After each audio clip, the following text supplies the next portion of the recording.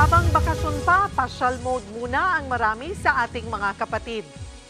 Tara't makikipasyal tayo live sa Enchanted Kingdom kung saan naroon si Marian Enriquez. Marian.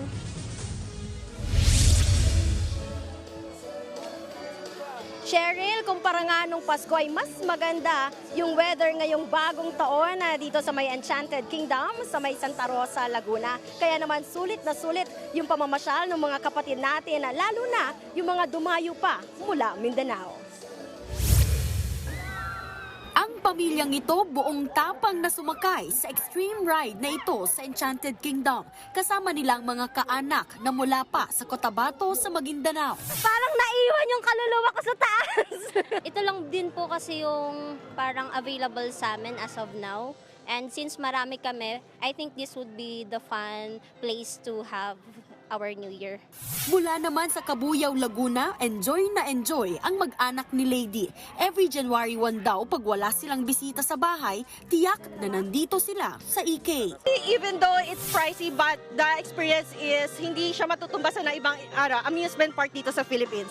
May mga young at heart din na palaban sa rides gaya ng 74 years old na si Lolo Mauro. Aba, at tapang at tao si Lolo. Nilabanan ang Angkor sa Way. Balikbayan si Lolo Mauro at matagal na rin daw na hindi nakauwi ng bansa. Masarap naman, masarap mag-ride. Enjoy the ride. 90s pa ata ako nakarating dito eh. It's different now, it's different. At syempre, bukod sa fun time with family, taimtim din nilang hiling na naway maging maayos ang bagong taon. Have a very good year and good health for the family. Gusto ko maging malusog yung tatlo kong anak, pati yung dalawa kong apo. We are celebrating our 30th anniversary, a milestone year for Enchanted Kingdom ngayon 2025. And that will start with the introduction of a new ride before summer. Meron mga seats ito na pwedeng tumanggap ng mga kababayan natin na may kapansanan pero gusto maka-experience ng ride.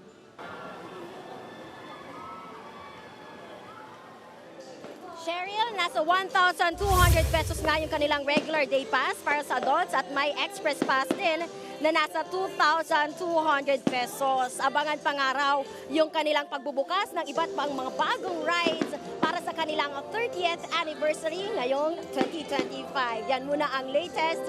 Happy New Year! Balik sa inyo. Happy New Year! Maraming salamat, Marian Enriquez.